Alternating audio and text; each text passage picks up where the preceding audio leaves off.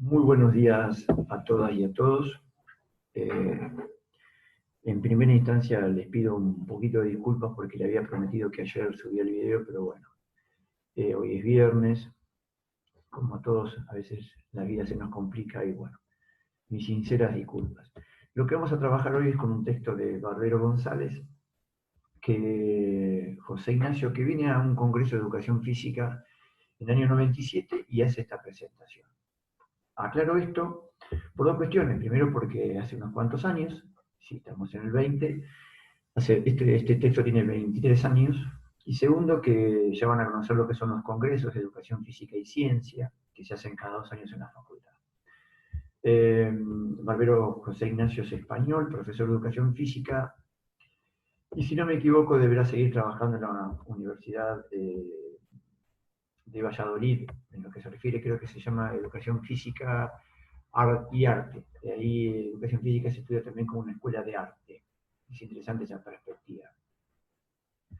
Algunas aclaraciones que el propio autor hace. Si repasamos el nombre, se llama La cultura del consumo, el cuerpo y la educación física. Es un texto bastante prolijo, está muy bien escrito y va como de una perspectiva general a una perspectiva particular. Es como una especie de proceso deductivo, va de pautas generales a pautas más específicas. O sea, lo que va a hacer primero va a describir la cultura del consumo, luego va a analizar qué ocurre con el cuerpo en esa cultura de consumo y luego, para terminar, va a permitir analizar fundamentalmente algunas cuestiones que tienen que ver con la educación física, el cuerpo en esa sociedad de consumo.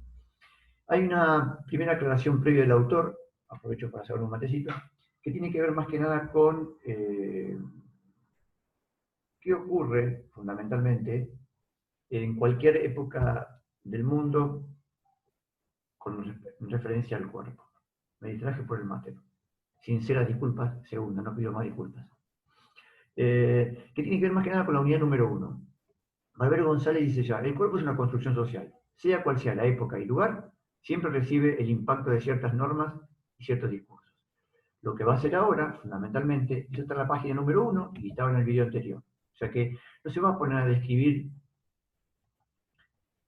el cuerpo si es una construcción. Ya lo tiene como asentado o analizado. Lo mismo que Caterina Lobo cuando dice el cuerpo es una construcción social, yo voy a estudiar la categoría de género en el deporte. Ya eso ya está aclarado en la unidad número 1, estamos en la unidad número 2. Por lo tanto, esa breve aclaración nos permite pensar qué pasa con el cuerpo, dice el autor, en esta sociedad actual de consumo.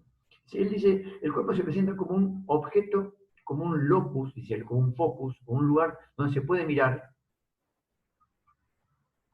cómo se construyen ciertas identidades individuales. Y la primera aclaración que hace el autor es que, de acuerdo a esa presentación externa de los sujetos, nosotros podemos ver a qué clase pertenece y a su vez determinar ciertas cualidades internas. Esto es interesante para pensar porque, como dicen mucho, nuestra percepción acerca de los sujetos cuando miramos a otros o cuando nos miramos a nosotros mismos, lo que estamos viendo también es sus cualidades internas. Entonces, lo que vamos a ver tal vez es que, en este caso, vemos un joven simpatizante de River, con ciertos anillos en los dedos, con cierto lugar, que aparecería como una persona mala o peligrosa. Mientras del otro lado hay una pareja muy sonriente, con todos los dientes, con todas las teclas, jugando con unos revólveres de juguetes. ¿Cuáles son los buenos y cuáles son los malos? Es interesante analizarlo, porque si me preguntan a mí, tal vez ese señor sonriente que está con esa chica sean dueños de una fábrica y están echando a mi papá o a alguno de sus padres de sus trabajos. Y el otro chico que está a la izquierda, con su viserita de Nike, sea alguien que se dedica a robar porque el señor que está a la derecha lo obliga para poder sobrevivir. Tal vez. Eso es lo que veo yo. ¿Qué ven ustedes? Sigo avanzando. Dice, descripción de la cultura del consumo, que es lo que es interesante pensar. Dice, es un conjunto de creencias, valores, normas, formas de ser imperantes en las zonas privilegiadas del mercado global, en donde las tecnologías de la comunicación, piénsese que en el momento que Barbero González analiza esto, no estaba ni Instagram, ni WhatsApp, ni había una fuerte presencia de las redes, no había internet. Por lo tanto, cuando se analizó esta cuestión, no aparecían todas estas cuestiones. ¿Qué quiero decir con esto? Que ahora está exacerbado fundamentalmente por esta cultura, o sea que actualmente las corporaciones financieras, como dice el autor, utilizan las nuevas tecnologías de comunicaciones para vendernos constantemente ciertos productos. Ahora, ¿a quién le venden? O sea, ¿quiénes son los destinatarios de este modelo de cuerpo y de consumo y de venta de ciertos objetos? Los que tienen el capital suficiente económico para poder comprarlo. En tanto y en cuanto aquellos que no tienen el capital económico no pueden acceder. En definitiva, si pensamos esto, que parece una especie de cosa muy clara, mi pregunta es, ¿quién puede acceder a los bienes de consumo educativos? ¿Cuántos compañeros y compañeras han quedado afuera porque no tienen un buen sistema comunicacional, no tienen un buen hardware, como dicen ahora, no tienen conectividad, no tienen un buen teléfono, sus padres no pueden pagar la cuota para acceder a Internet? Por lo tanto, la educación debería ser un elemento que se vende en forma privada. O sea, lo que quiero decir con esto es, no solamente pensemos la cultura del consumo en clave corporal, sino qué está pasando con nosotros en este momento. Por eso este texto es muy interesante para pensar qué nos ocurre en este momento de la pandemia. ¿Cuáles son las principales características de la sociedad de consumo, o la cultura del consumo? Búsqueda del placer en forma inmediata. Aquellos que tenemos, o aquellos que tienen la posibilidad de cierto capital económico, lo que quieren que es pasarla bien. A mí me gusta mucho el video de Ricky Martin que se llama Vive la vida loca. Todos vivimos una vida loca en busca del placer. Ya el trabajo no tiene mucho sentido en nuestro discurso. Hay una idea de Borrero González que dice, una imagen vende más que 1000 palabras. No hace falta ningún relato. Mi imagen dice todo de mí. Por eso es lo que algunos denominan la cultura del videoclip. Tenemos que vivir en modo de tiempo libre, de joda, pasémosla bien. Queremos vacaciones, no queremos laburar. ¿Por qué? Porque tenemos el suficiente capital económico para poder sostenernos, si estamos en la zona de privilegio. Ahora, ¿qué dice el autor? Que nuestra vida no está dirigida por los grandes relatos que dirigió la vida de los sujetos anteriores. Tal vez nuestros padres, nuestros abuelos, estaban fuertemente obligados y recibían el impacto de hay que trabajar. Ser trabajador es importante. Pensar en el otro es importante. Comprometerse con los que tienen menos es importante. Ahora eso no tiene sentido porque la paso muy bien yo. ¿Para qué me voy a preocupar por los pobres, por los negros, por los feos y por los gordos? ¿Para qué? Si yo la paso muy bien. El autor dice que se desvanece el límite entre lo real y lo virtual. Pensamos Instagram. ¿Quién soy? ¿El que está en esta pantallita ahora yo? ¿Soy el que está en Instagram? ¿Soy el que me ven personalmente? ¿Quién soy? Lo público y lo privado. Se ha desvirtuado. Ya no sabemos quiénes somos muchas veces, porque estamos constantemente en estas formas de pensar, fundamentalmente que tienen que ver con esto, el telefonito. Y desde allí aparecemos en una especie de actuación exitosa, donde somos todos espectadores y a su vez observados. Es lo que el autor denomina panoptismo social, que es la idea del panóptico de Jeremy Bentham, que quería construir un lugar para controlar a los presos, fundamentalmente, y que los presos sean vigilados sin que ellos se den cuenta. Es una especie de cruces omnipresentes en las miradas. El autor retoma esa idea para analizar fundamentalmente cómo todos estamos constantemente mirándonos y observándonos. Y una actuación fallida nos puede traer muchas dificultades. Por lo tanto, en la actualidad, el espejo cobra una dimensión importantísima, porque es el lugar donde nos miramos muchas veces para poder observarnos y autovigilarnos, porque no hay mejor discurso del control que cuando nos miramos al espejo y ya la mirada de la sociedad se ha clavado en nosotros, se ha incorporado en nuestros propios cuerpos y de allí nos observamos. Eso es lo que algunos denominan autovigilancia. No hace falta ningún vigilante cuando yo incorporo el discurso del vigilante en mi propia corporalidad. El autor dice que los valores más cotizados son sensualidad, narcisismo, ocio, último modelo, juventud. Y aquel sujeto que reúne esas condiciones va a ser exitoso, feliz, y va a pasar por esta vida teniendo gran capacidad de hacer grandes negocios y vivir una vida hermosa y bella. ¿Qué pasa con el cuerpo en esta sociedad de consumo, cultura del consumo? El cuerpo, dice el autor, es un agente comercial relacional. Tengo que invertir para mantener mi cuerpo. tengo que invertir, tengo que gastar dinero porque ese cuerpo que coincide con los ideales de la sociedad de consumo me va a permitir tener mayor cantidad de amigos, mayor cantidad de noviazgos, mayor cantidad de seguidores en Instagram, o sea que el cuerpo se transforma en una especie de lugar donde puedo acumular capital físico. El concepto de capital es en términos económicos.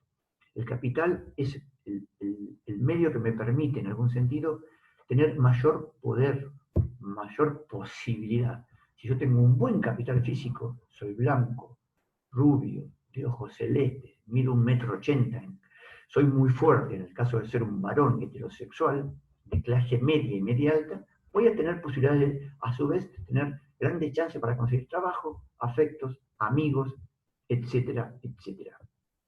Por lo tanto, aquellos y aquellas que se alejan de este modelo corporal que impone la cultura del consumo, por ejemplo los gordos, en esta imagen que vemos aquí, ¿qué van a hacer? Van a estar asociados con elementos negativos. Fundamentalmente el gordo o la gorda, lo estoy diciendo críticamente, ténganlo en cuenta, es visto como alguien que es enfermo, abandonado, anormal y amoral. Tengamos cuidado y sepan entender lo que estoy diciendo.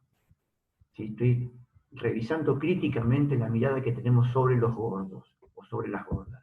Las gordas no tienen derecho a usar esa bikini. ¿Cómo se puso esa bikini la gorda?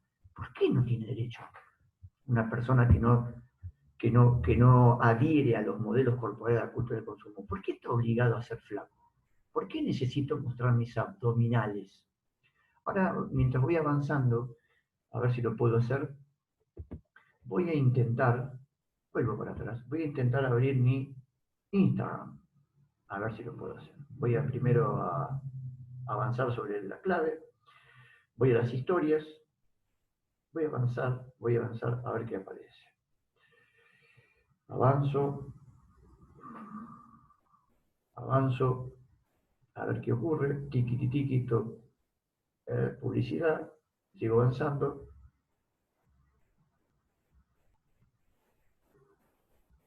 Ahora sí, el comienzo del viaje, les muestro acá. También se ve lo mejor de todo. Me están mostrando en Instagram una forma de ser, a ver si encuentro otro más.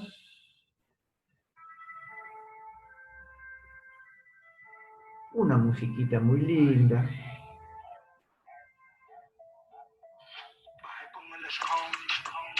Tengo dificultades con estas musiquitas reggaetoneras.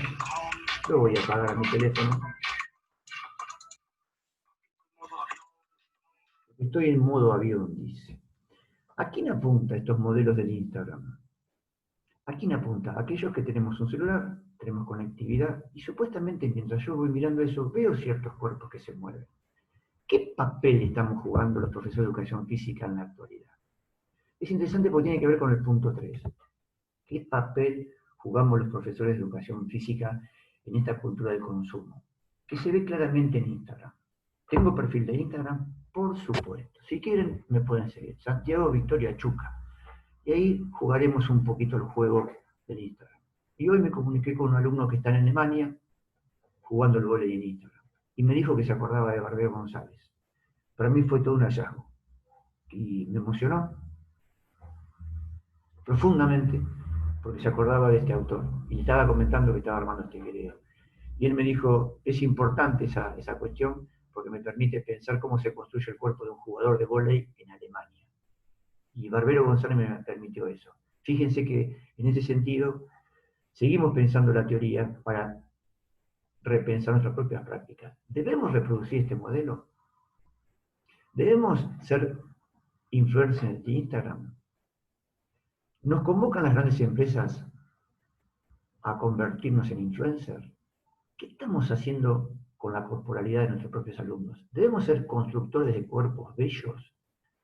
Lo que algunos denominan como bodybuilding, que el autor lo plantea así, perdónenme si lo pronunció mal, porque esto seguramente lo va a ver algún alumno que sepa inglés y se va a enojar conmigo, o alguna alumna. ¿Qué propone el autor? La educación física dice, debería aportar elementos para la comprensión de los problemas más profundos de la cultura corporal imperante en nuestros días. Habrá que reflexionar sobre el significado de las palabras como salud. ¿Quién es saludable? ¿Qué es la salud? ¿Qué es el deporte? ¿Cuáles son los ideales que propone el deporte? ¿Qué es la forma física? ¿Debo formatear mi cuerpo? ¿Debo formatear mi alma?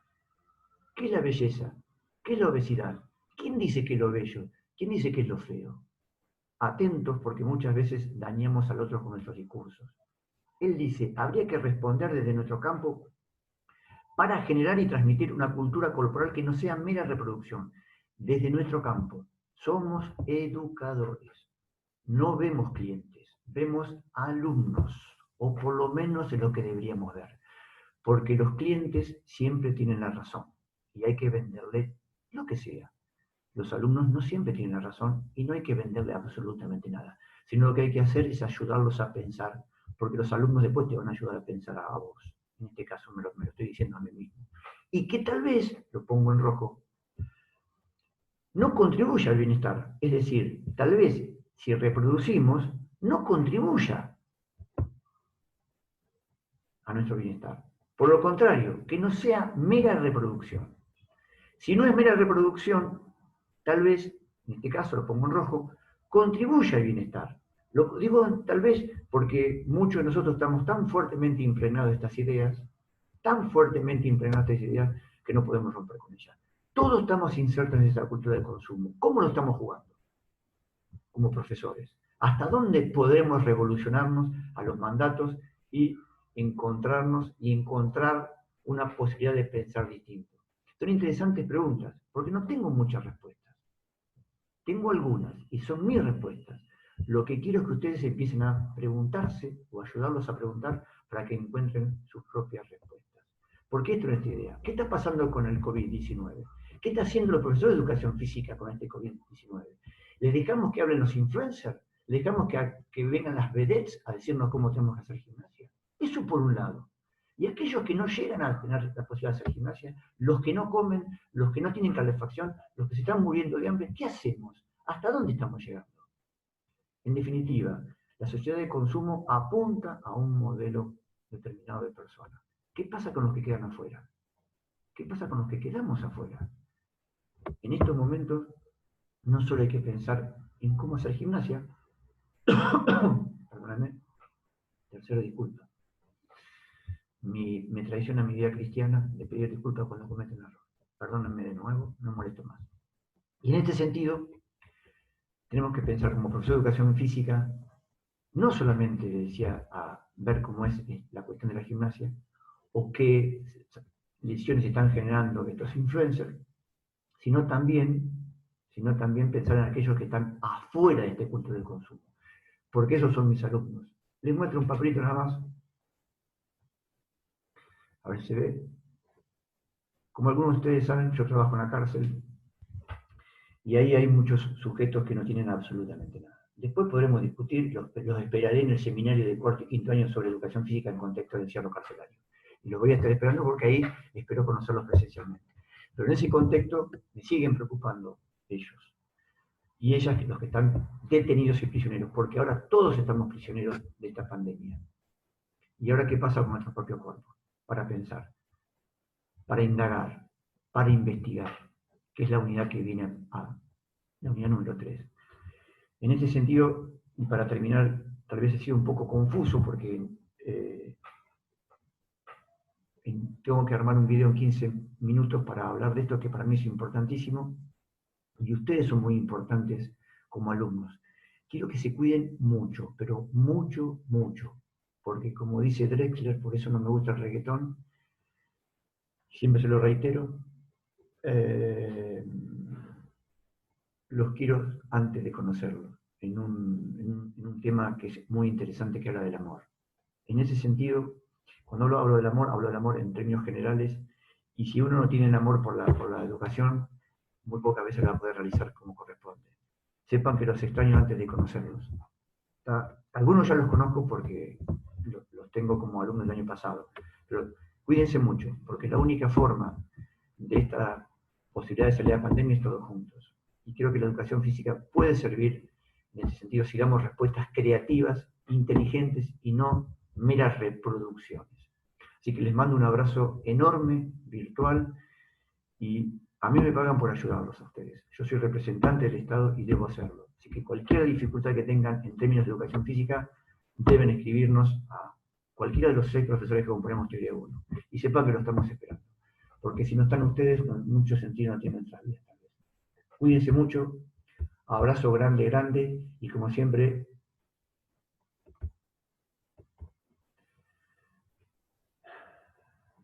a bancársela, muchachos, y a pensar en los demás, porque es la única forma de salvarnos entre todos. Abrazo enorme.